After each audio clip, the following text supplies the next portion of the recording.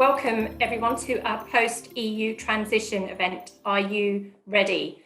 This is a virtual workshop and you'll be putting to different meeting or breakout rooms.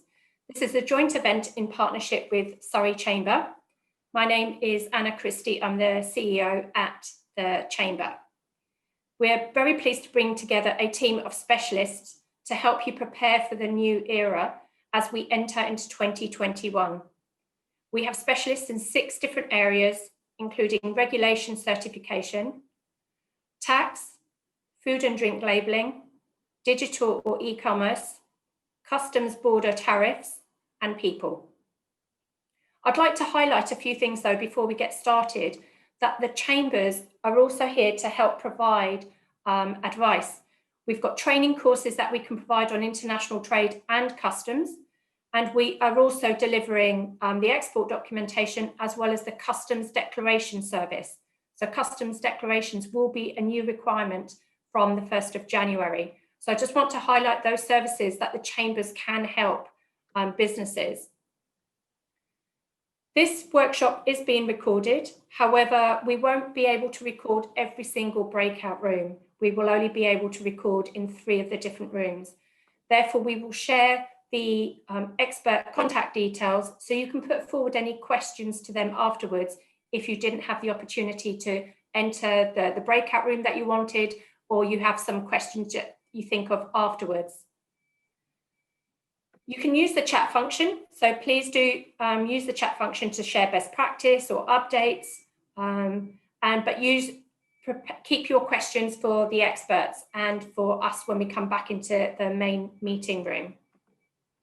I would like to take this opportunity to thank our sponsors, Coast to Capital LEP, which is the Local Enterprise Partnership, and Better Business for All, who have made this workshop possible. Firstly, I'd like to introduce Richard Butcher from Coast to Capital to say a few words about what they do. Good morning, everybody. It's fantastic to see such a brilliant turnout. I know Louise and Anna will be thrilled.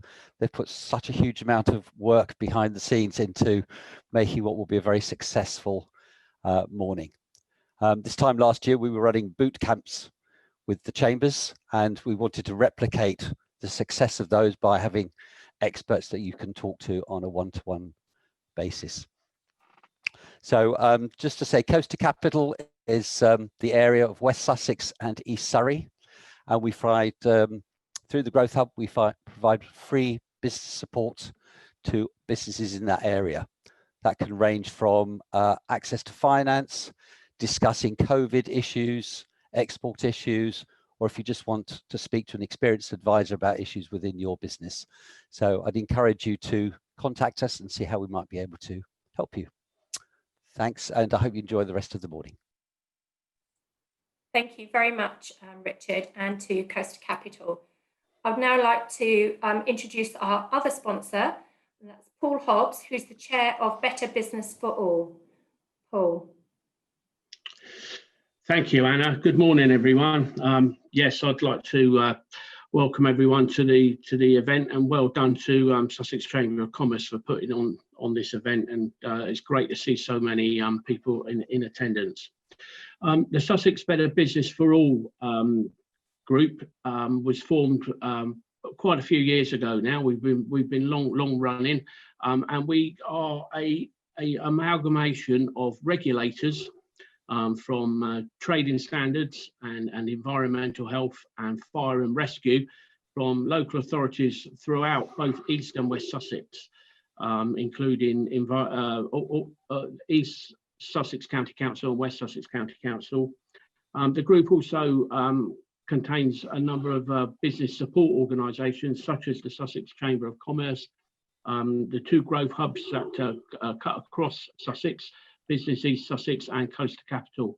And our aim really is to bring businesses and regulators together to help businesses comply with regulation and to give advice and assistance on how that can be done. There are a number of government initiatives that help to support businesses, and we are there as a group to signpost businesses to some of those initiatives and do what we can to help businesses comply with regulation.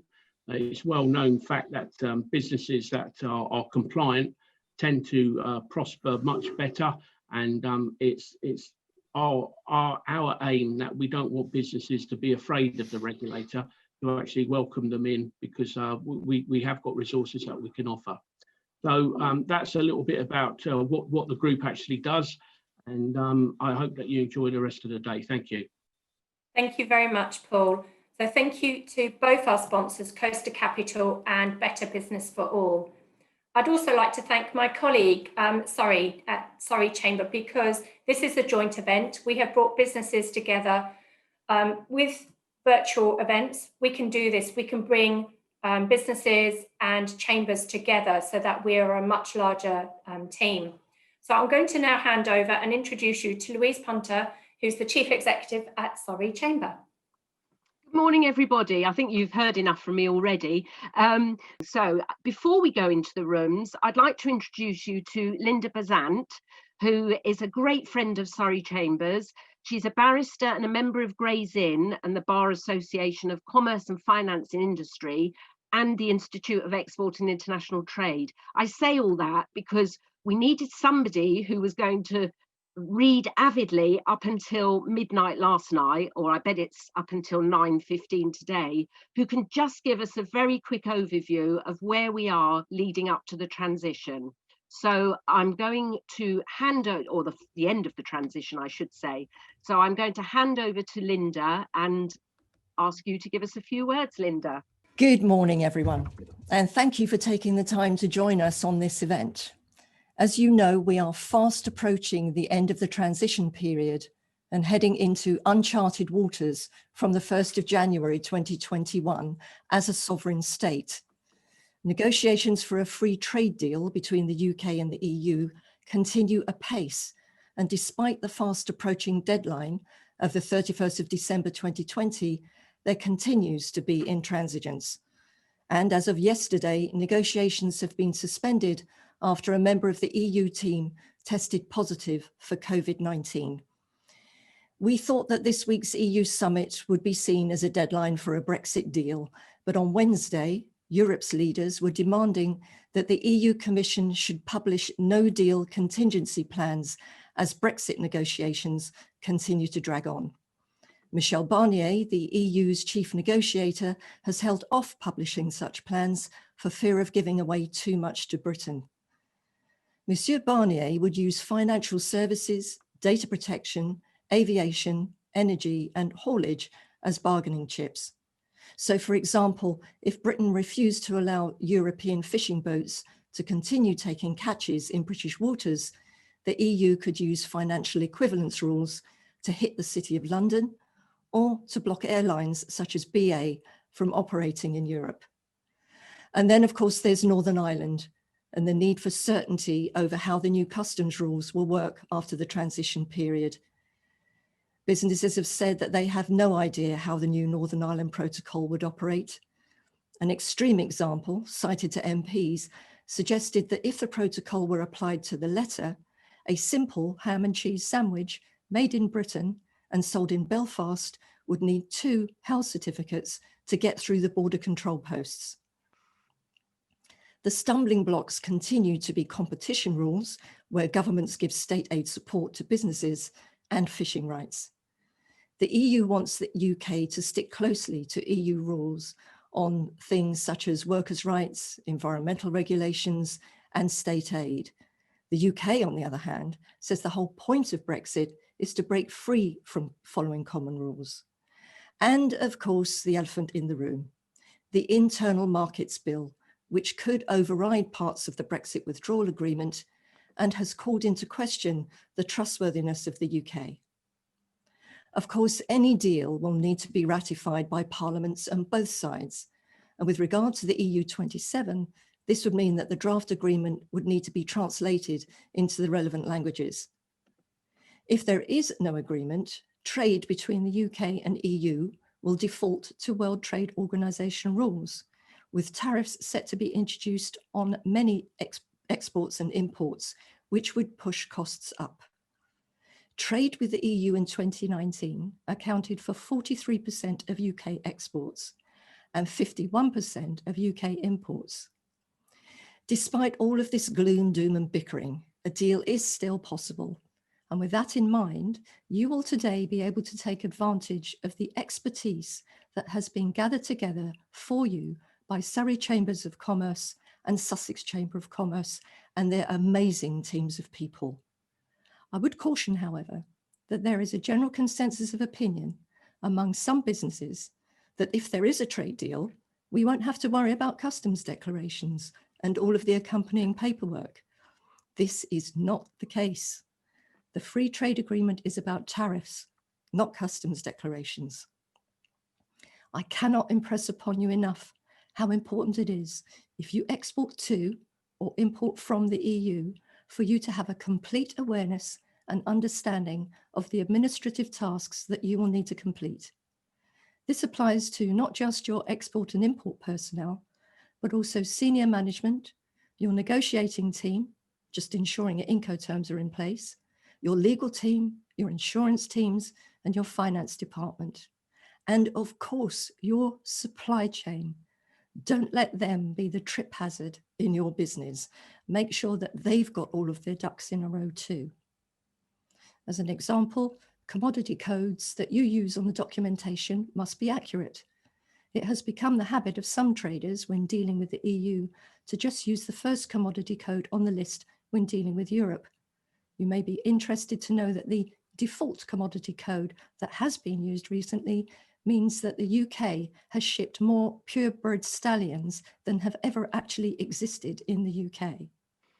And whilst you may have customs brokers, freight forwarders and shipping agents who will do all they can to assist you, the responsibility for correct and timely paperwork is yours, the trader. The UK is currently trying to hire and train 50,000 customs brokers to deal with the shortfall. The government has provided a £50 million grant for export and import training to enable companies to learn about customs paperwork. Some of that fund will also pay for you to employ new staff specifically to handle exports and imports. In addition, you can also claim for any new IT systems that you may need to cover the new declarations. This means that any training costs can be recovered. And to finish on a positive note, let's take a long-term look at the future for Britain post-COVID-19 and Brexit. The news about several vaccines has been very encouraging and has lifted the markets. We are in a position to plough ahead with new and exciting technologies in which, as a nation, we excel. On Wednesday, the Group Managing Director of Vauxhall Motors, Stephen Norman, in an interview on Sky News, when commenting on the phasing out of petrol and diesel cars by 2030, reminded the interviewer that the UK has a head start on electric car technology and will be the experts in their field on the world stage. With regard to nuclear plants, there's a company in Oxford whose innovation has enabled them to provide small modular nuclear power plants rather than the mega plants that we have now that can be rolled out at a cost of £2 billion, both here in the UK and to the rest of the world, a great export model. The announcement yesterday of £16 billion investment into the MOD will create thousands of jobs.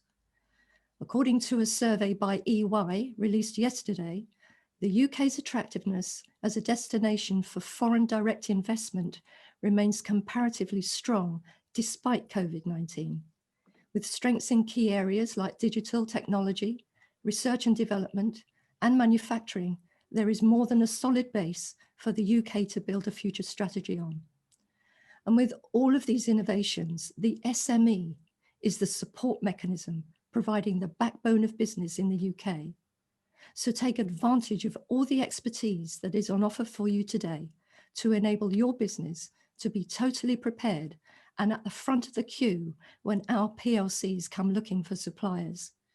We're all here to help you, whatever the nature of your business. We all have to look beyond 2021, and the journey starts here. Brilliant. Thank you, Linda. That was excellent. That's a really good starter for 10, really positive. Good to hear that. Now, as a starter for 10, let's see how these rooms work. Hannah, are you ready to send us to our rooms? Not yet. Okay, fine. So can I just draw Anyway. your attention to the chat function? So that's where you're able to leave messages or ask questions. I would suggest that probably the questions are best done when you're in your individual rooms, but I will draw your attention to the fact there is some information on Better Business for All in Sussex, and also some details on Coaster Capital and Richard Butcher's details, contact details. So if there's anything that it might be that you want to put on there that you absolutely haven't chosen, but here are your rooms, and I will try and pick those up and assist Hannah. But she's obviously still putting all of these 113 names into 6 rooms. How close are we, Hannah? Do we want to bring somebody else on to do a turn, or are we nearly there? Should be another 4 minutes. Okay, so somebody's just asking about the time of the event. It's 9:30 to 11:30, but if you've only chosen to go to 1 or 2 breakout rooms, there's absolutely nothing to stop you leaving, other than a bit of, a wash up and thank yous at the end. I've noticed that somebody needs to be gone by 11 o'clock, so they may well have at least been into a couple of the rooms before then. But it was 9:30 to 11:30 on the details. Also, whilst we're waiting for Hannah to sort out the rooms, it's just to pick up on the point that Linda made about the customs declarations. This is where the chamber network has really pulled together and has been training hundreds of staff to be able to deliver this service.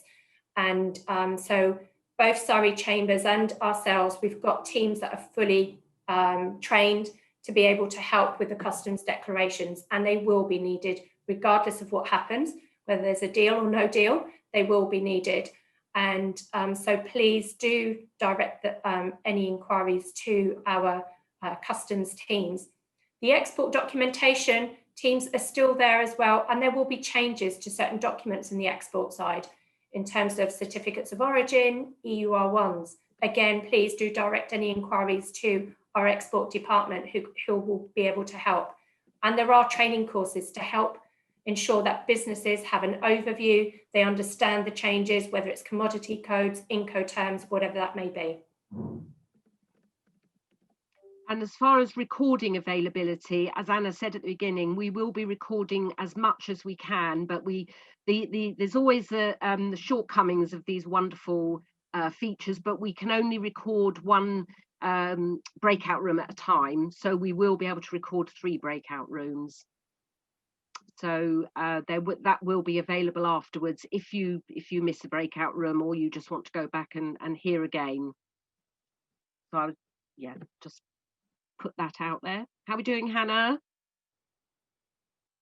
If people have got any questions now, we've got all the experts here on this screen. So if anybody has a particular quick question they'd like to pose, we're very happy for you. You can use the raise hand function or wave furiously at us or put it in the chat, whichever you choose. I thought that was Richard raising his hand, but I think it was a cat that was just going in front of your screen, Richard. He's on mute. You're on mute. Yeah, you're on mute. I'm shocked you thought her tail looked like my hand, but no, you're under a lot of pressure. Yes, we knew this was going to be the tricky part of it, but you can't do it until you're here. And we've got you all here. Has anyone got any questions? I haven't seen any raised hands or anything in the chat.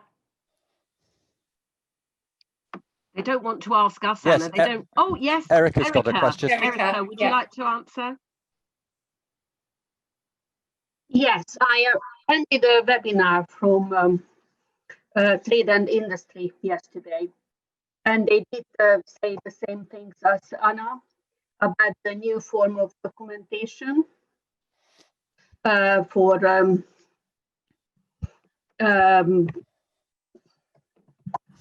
which is changing from the EU certificates of origin to the UK one. they also said that it's not actually ready yet. And I'm wondering if it's ready or not ready, or what's going on, or and when do we actually need this? Do we need it from the 1st of January or anything before? Are you talking about certificates of origin, Erica? Yes. Yeah. Okay, so the certificates of origin are going to change, and those documents are being updated by Department for International Trade. But we're not able to, we won't receive them until mid-December, and we're not able to use them until the 1st of January. So they will be available, and the EUR1s will change to UK EUR1s, and that's been updated by HMRC. And again, the chambers already have stocks, or will have stocks in December, ready for the 1st of January. Right, thank you. In fact, I think we've had stocks several times in readiness. Yes. When we kept thinking we were actually going forward, so they're ready and waiting. Hi, Paul. Hi, morning. So I'm Paul from the British Chamber of Commerce, and my real job is actually sorting out certificates of origin and EUR1s, etc. So yeah, we will be switching to a UK certificate of origin from the 1st of January. Obviously, we'll no longer be in the EU, so we can't issue EC certificates of origin. The chambers are all ready for this. In fact, we'll be issuing guidance on Monday to the chambers themselves, and no doubt they will then pass that on to yourselves. And the main difference at the moment is that ATR. So anybody who trades with Turkey using an ATR, you will not be able to use that going forward, because the ATR was dependent on the fact that Turkey is part of the single market, and so are we part of the single market. And of course, that finishes at the end of the transition period. So if we do manage to do a rollover deal with Turkey, it's expected that we use a UK EUR1 instead of an ATR. So that's the main thing, is that ATR will be going. And I also understand that this is only the UK certificates of origin will only be for Europe. So any Arab certificates of origin will not change. No, that's correct. The Arab certificates of origin stay the same. They won't be changing. They're already issued by the Arab British Chamber of Commerce under their name. Yeah. So we also have a question here about access to further training, such as commodity codes and Incoterms. And do we just contact our usual contacts, local Chamber of Commerce? Absolutely. Both Sussex and Surrey are running training programmes to demand to some extent. We've got the training programmes ready, and when there is demand, we can put them on very swiftly, especially with the sort of online facility these days. So do let us know if there's any particular training that you do require. Now, Hannah's not looking very ready there. How are we doing, Hannah? I think I've got everybody. I think we're ready to go. Shall we give it a whirl? I'm just saying, I've received 27 private messages. I'm not going to read those, I'm afraid. I haven't been looking at my screen. So well, let's get as many as we can into the rooms. If and you put into a room that you're not interested in, there may be a slip of my fingers. Do come back into the main room. There is an option to leave the room. So then you'll come back into the main room, and then I can just allocate you somewhere else. So if that is the case, then do let me know. There are 3 rounds of breakout rooms, so we'll get it right by the end. A lot of coffee to be drunk. Okay. If we don't get round to answering all of the questions, we can pick these up afterwards, and then we'll get back to everyone. Sure. Okay, wonderful. Right, I think we're ready. I'm going to open all the breakout rooms, and off we go. Perfect. So welcome to the second part of this event, which we planned all along. So here we have our panel of wonderful expert speakers and question answerers. So I'll just go around quickly, just because some of you won't have met the ones that you didn't get into the room of, just to have a quick sort of speak about what your topic, your area is, and then open it to the floor for questions.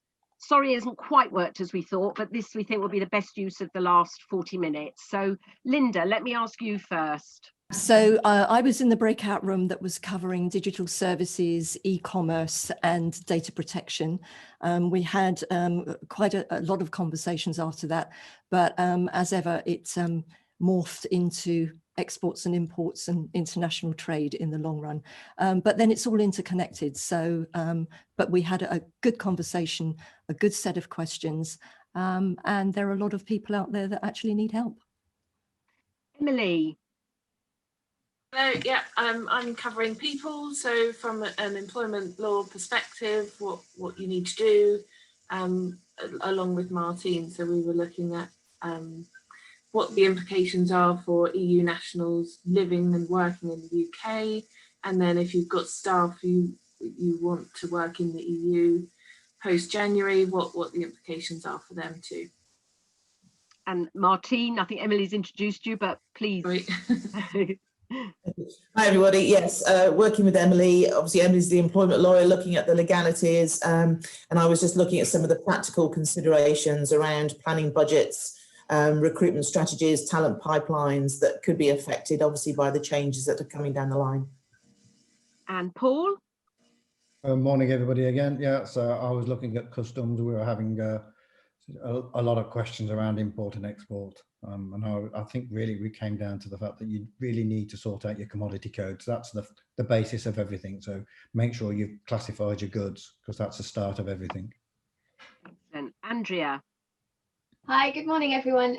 Yes, I was in the breakout room covering regulation and certification and marking and so on. So we touched on the CE mark and the launch of the new UK CA mark.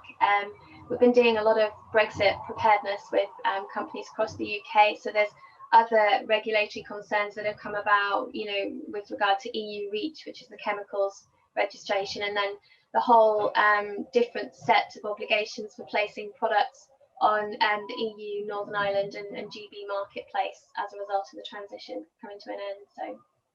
Great. And Steve, I don't know if you're cave climbing or something. Very dark picture there. Yes, I was trying to find a virtual background, but didn't seem to be an option on this version. So yes, Wendy and I, Trading Standards of East Sussex County Council, and we've been speaking about the implications of the export and import of food products in the way of food standards and food labelling, and some changes and considerations to be made from 1st of January and also over the short to medium term up to October 22. Excellent. And Wendy, just to introduce yourself. Hello, yes, Wendy Scott, East Sussex Trading Standards. Yes, ditto really what Steve said. That was the emphasis for our breakout room. Brilliant. And Rupert. Hi everyone. I've been talking tax, so predominantly indirect tax, VAT, customs, clearance, duties, that sort of thing. Really, how you get your goods out of the UK into the EU and vice versa. So looking at not only supply chain for your sales, but looking at anything that comes into the UK, perhaps that you need in terms of your sales. Fantastic. Okay, so there are our panel. I don't think we're missing any gaps there. We've not got any gaps there. So now it's over to you guys. If you want to ask a question, you can either use the raise hand function, but following on today's experiences, you might not all have a raise hand function, or you can put something in the chat if you can find the chat function. I would say, or you could wave at me, but because we're in this view, I'm going to scroll across and see if anybody's waving madly. But do we have some questions? Hello. Yeah. Hi, my name's Jenny. I'm an accountant, and my question is regarding VAT and how we account for that with Brexit. There's been a lot of talk about import-export movement of goods, but how do we actually account? Do we need to apply for an EU VAT number? And if so, how on earth do we do that? Sounds like that's one for me, isn't it? Yeah, I think I should have been in your chat room actually.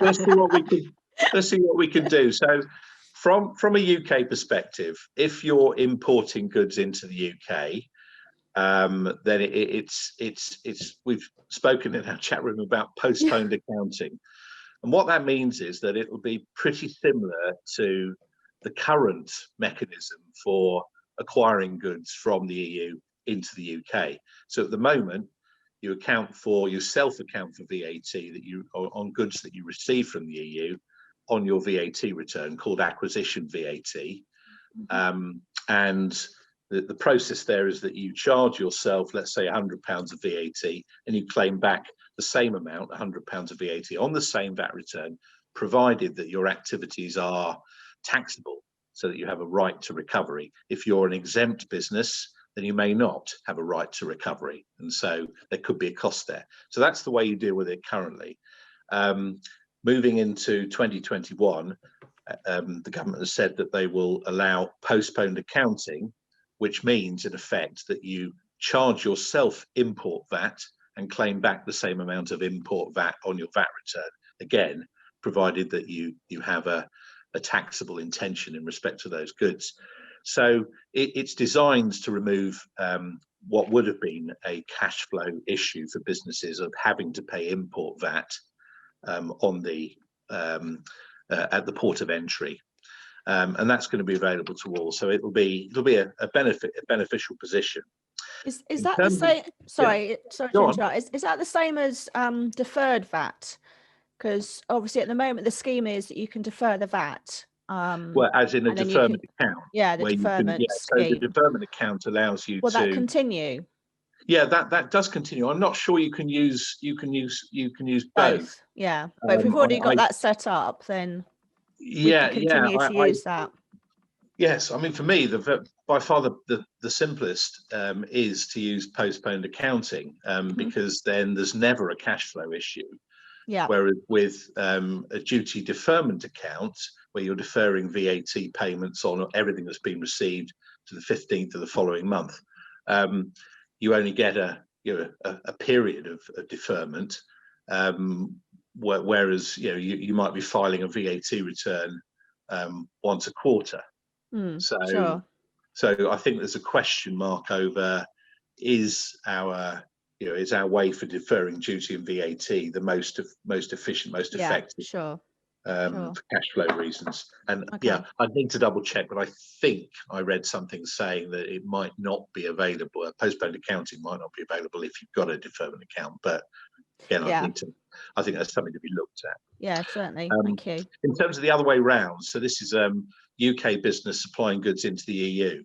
The key thing is, do you need to be registered? Is who's the importer into the EU, and looking at your Incoterms. If it's the supplier, the UK supplier, that's responsible for the import into the EU, then unless, and we're talking about B2B here, B2C, you could pay import VAT and duty at the at the port, as it were, and on behalf of the customer, and be done with it. But if you move your own goods into a country in the EU, prior to sale, perhaps for warehousing or whatever, or you're responsible for the delivery of goods to your customer in, let's say, Germany, then you will need you'll need to be VAT registered in the EU, and it could be more than one country. So then comes the issues of not only setting up a VAT registration, but also thinking about who's going to be the declarant on the customs declaration, who's going to be responsible for the duty and tax. Yeah, go on. An entity in those countries. For example, Northern. Sorry, I don't know if you can hear me. Yes, I can now. Yeah. Does that actually mean you have to set up an entity in those countries? Because, for example, Northern Ireland, if you want to set up a VAT in Northern Ireland, you have to set up an entity, and that doesn't mean an accountant or a postal registered address. You actually have to have a business in that country. Well, I think Northern Ireland, I think if you're registered for VAT in the UK, you won't need to be registered for VAT in Northern Ireland. But if you're just talking about another EU country, will you need an establishment? Possibly, yeah. And unless if you can find, if you are responsible for the import, that is, if you can find an agent that's prepared to act in its own name, i.e. an indirect agent, meaning that they will then become jointly and severally liable for any taxes and VAT, which may not be attractive to them. And also bear in mind the cost of having what is effectively a fiscal representative for customs purposes in the EU. But if you could find one of those, then you should be okay. Sorry, the problem with that is, how do you claim the VAT back? Who claims yeah, exactly. the Only the yeah. Mm. Well, you have to. Well, that's not a problem in that. Clearance is one issue, I think, in terms of how do you actually physically get the goods through customs into the EU. So that will need an EU EORI number, not just a UK EORI number, as we know, and it will potentially, you can either have an agent, or you could, and in the absence of having an agent, just to complete the picture, you would need to be you yourself would need to be established, which means either having a registered address of a company there. So, for example, setting up a subsidiary could just be a skeleton company, but you might also have a permanent business establishment, meaning human and technical resources, or having your headquarters there. So those are the three things that the Union Customs Code says is what counts as being established. Does that include setting up, say, a dormant company, as long as you've got a legal registered address? Can't be dormant. Can't be dormant. Okay. No, thank you. Yeah. Okay. Yeah. I think I might need to sort of suggest that this might be one that we follow on. Yeah, just to give, that's fine. Sorry, just to give No a few problem. others. Holly, would you like to bring your question in? So I'm interested in the food labelling and how approved premises will be affected when they produce products of animal origin that they import currently from the EU, they're sold in the UK only, but what's the process going to be for approved premises? Hello, yes, that would be a question, I'm afraid, that would be more directed towards environmental health officers. Questions on the approval side. Okay. Because there is a split responsibility between trading standards and environmental health, and so approval marks and approval systems that comes under the environmental health regime. So whichever your local district borough council is for that. Yeah. Okay. What about from the labelling side then, and from importing it? In which respect? I thought your question was about approval marks and importing that labelling aspect. Yeah, no. So and importing from Europe into the UK animal products of animal origin. Will there be any effects of that? What will we need to do?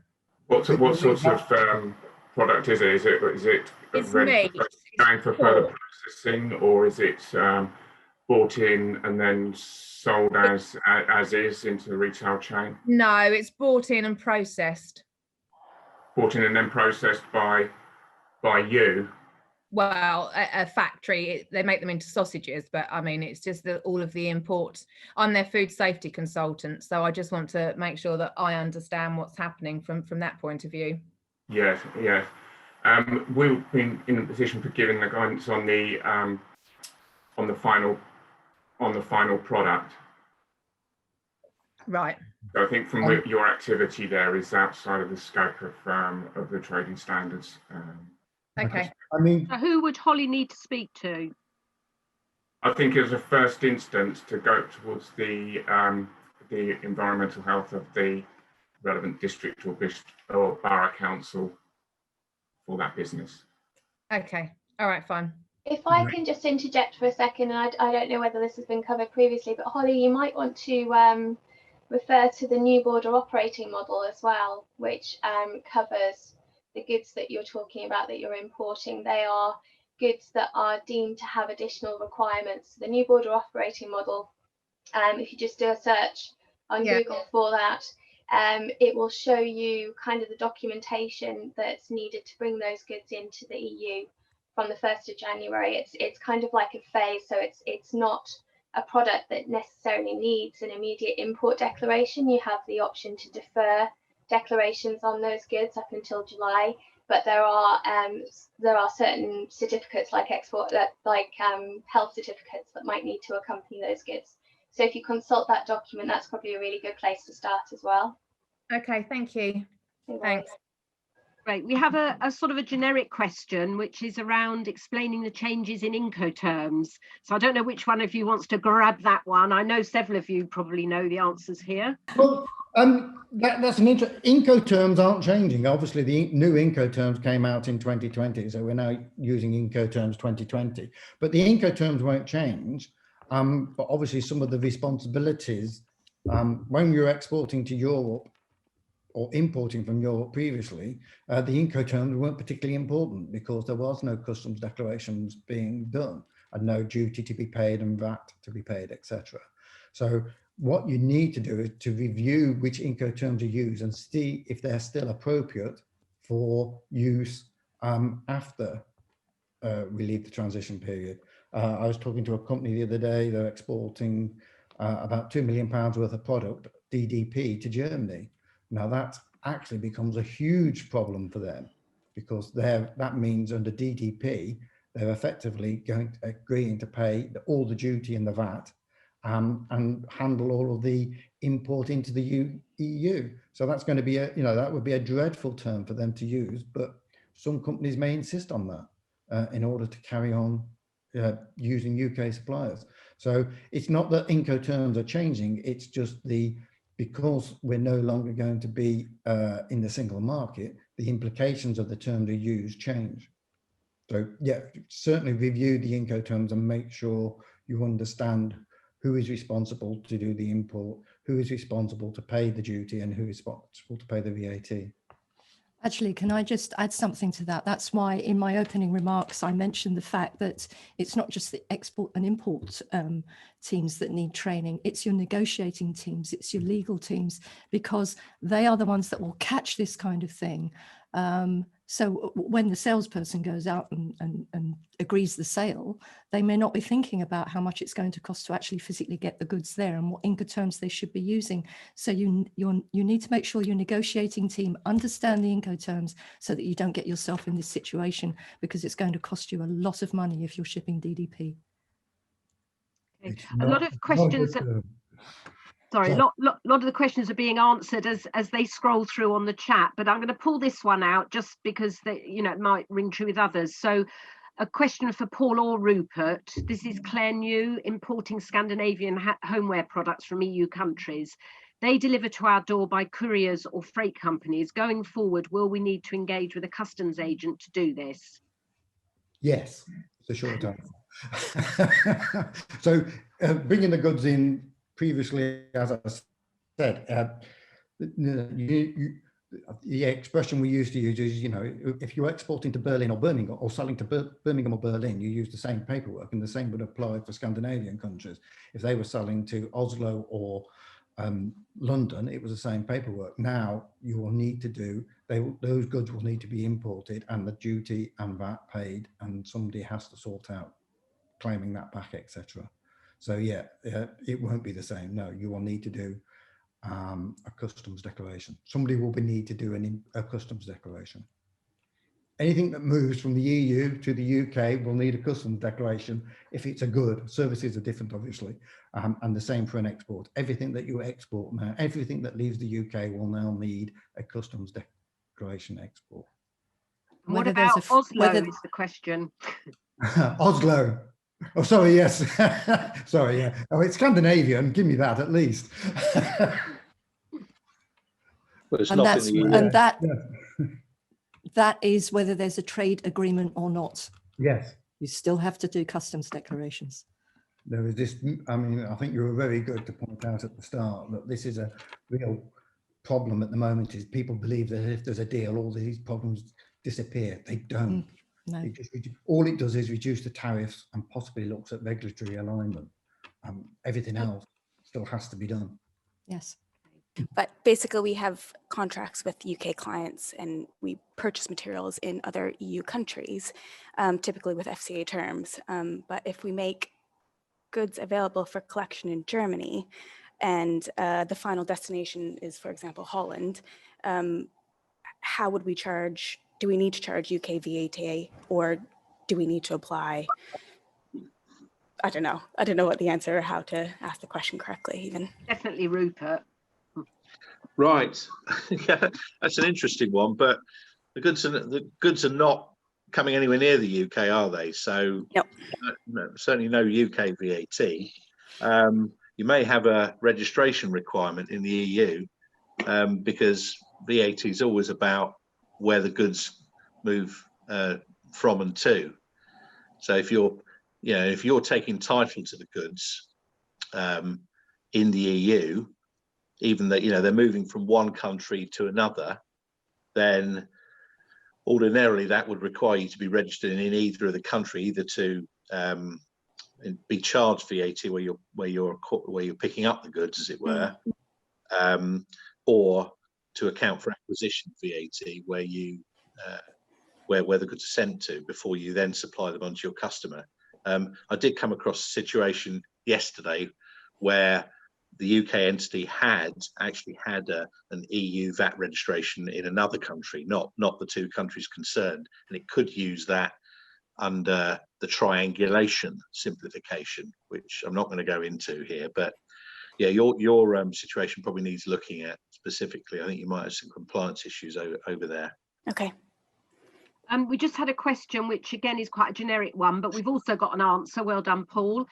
Does a commercial invoice count as customs declaration? And go on then, Paul, I'll let you answer it.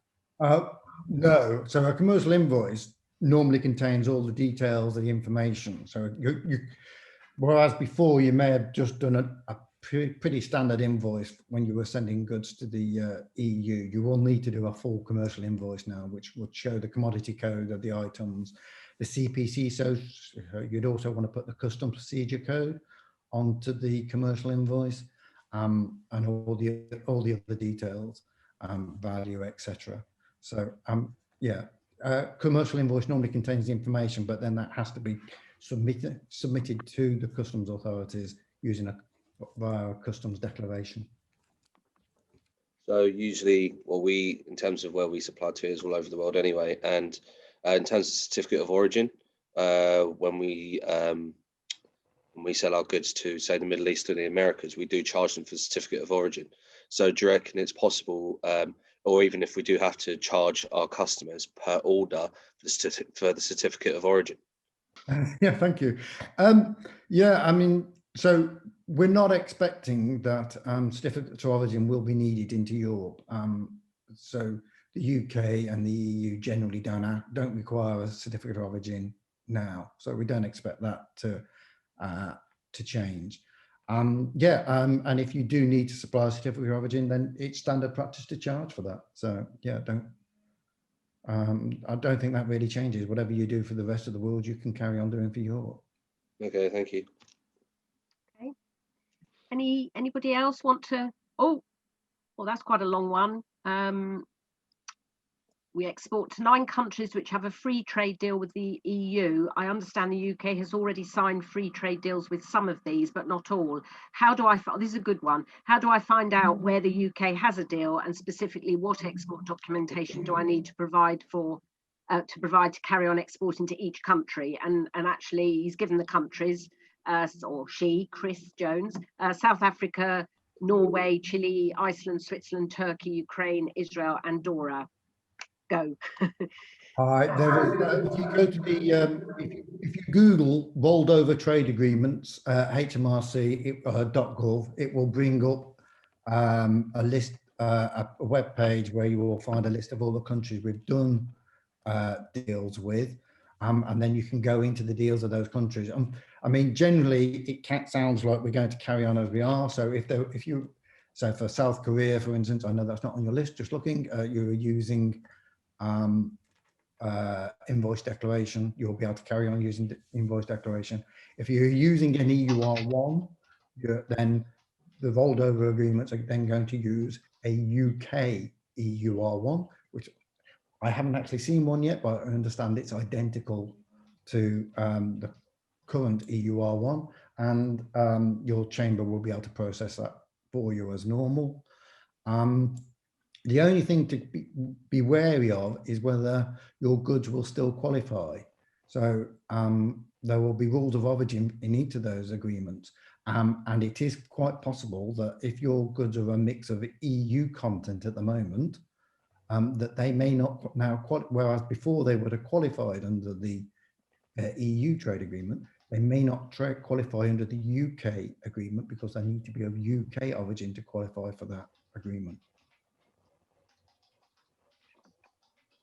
Thank you, that was really helpful. Thanks, Paul. Right, would commercial invoices we currently use to export to America be fine to use with the EU going forward? So I think you answered that in a way with the commercial invoice counting as a customs declaration.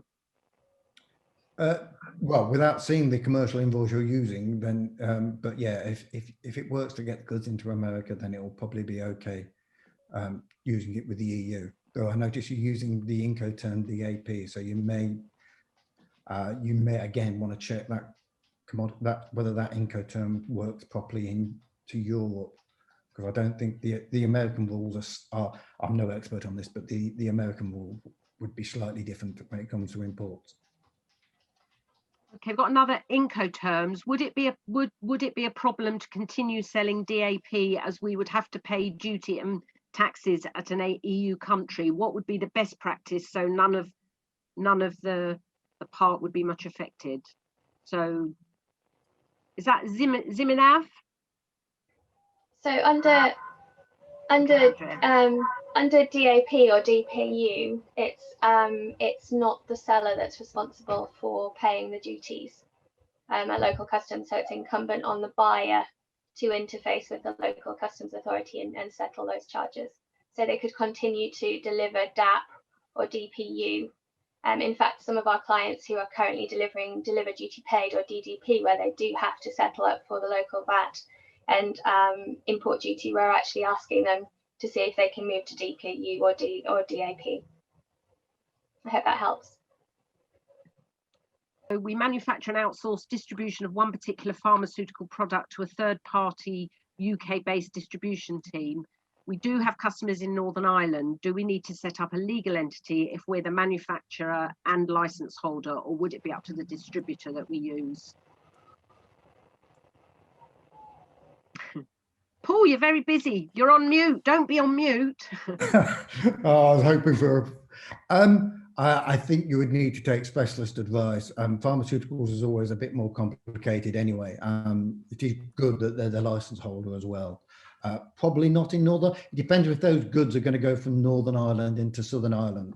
So part of the business operating model for Northern Ireland is certain goods are going to be put at risk because they're at risk of moving from Northern Ireland into Southern Ireland. Unfortunately, that list is not yet available. So it may well change depending on how they finalise the goods at risk and how they finalise the border operating model. So unfortunately, I would suggest they take specialist advice, and it may actually still change. Okay, yes, I'm still trying to find the question, but so let's go on to this one. If I'm importing, say, excavator parts, transmission lights, belts, tracks, etc., do I need to use a single excavator parts customs code or a specific one for each item? A specific one for each item. They will be different. Sorry, Graham. Specific one for each. That probably wasn't the answer he wanted, but okay. We operate on a reverse charge for goods imported and exported from EU countries. Oh, I think this is quite a long one. Hang on. This is one for Rupert. I've decided already. I've read it. I understand this still applies, but duty and VAT, yeah, that sounds Rupert, will be calculated and charged on declaration. If so, how is this collected by customs? Could you also explain further postponed VAT accounting? Oh my goodness, that sounds like a 15-minute job. But I mentioned postponed accounting at the start. That was the first question, I think. Basically, it's a self-accounting mechanism on your UK VAT return. So in the same way as you acquiring goods from the EU at the moment, you'll be able to self-account for VAT on your VAT returns rather than pay the VAT at the port of entry. And you will also be able to claim back that import VAT that you've just charged yourself on the same VAT return, provided you're a fully taxable entity. That's a simple answer. That's a short answer. What was the export bit?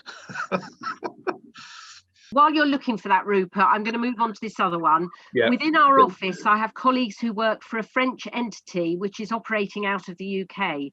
Most shipments are sent directly from Germany to French customers. However, there will be an occasional need for some goods to be sent to our UK office. What options are available for raising import declarations to cover these imports? And then she goes on to say, our UK company has signed up with Surrey Chambers, who will process our import declarations on our behalf. However, my French colleagues have made no such arrangements to the French entity. Will a courier be able to file the import declaration on an ad hoc basis as so few are required? Yeah, so basically, I mean, obviously the big companies, UPS, etc., will do customs declarations as part of their service.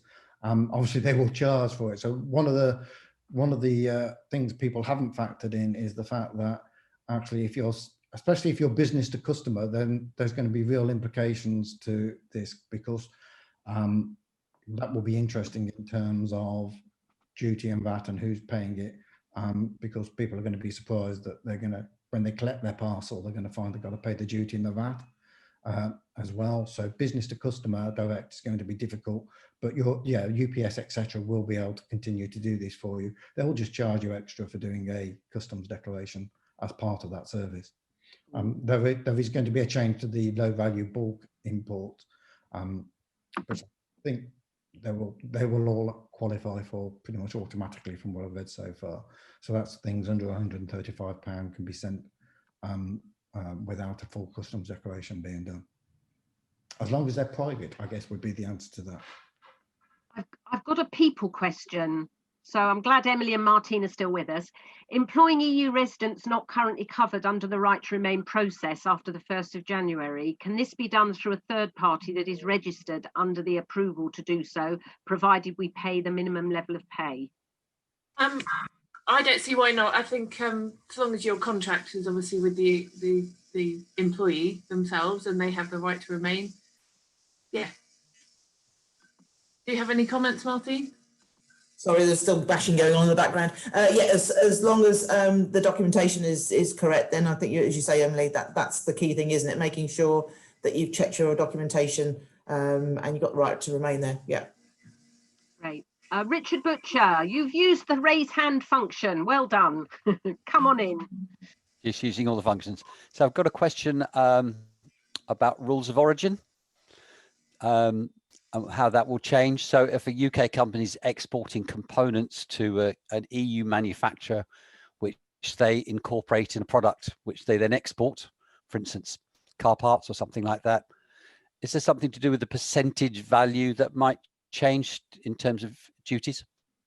Yeah, so but it doesn't affect the duty. The problem will be is when the so if it was a German, so a UK company is exporting components to a German company, the German company creates a new product and then sends that off to a country where the EU has a trade deal, those UK components will no longer count as originating in the EU. So they may actually look at moving this to a company within the EU to supply those parts, because they would actually then count towards the origin of the good. In fact, I think it was the Dutch government advised all their companies to start using EU companies and stop using UK companies because of the rules of origin implications.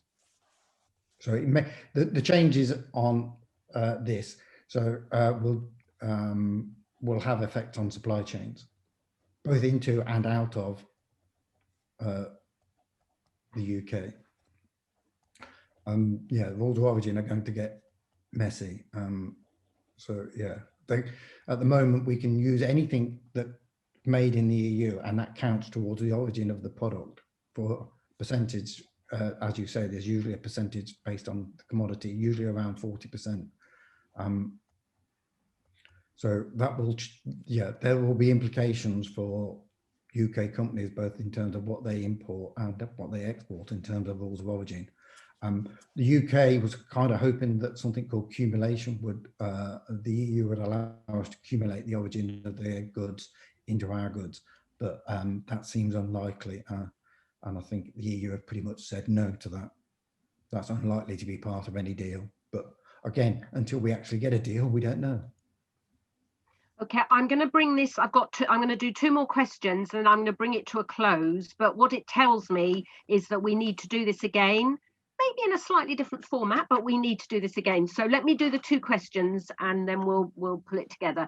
Regarding UK CA marking for imported machines, obviously foreign bodies will not be able to certify machinery. So will these machines be assessed locally in the UK after installation?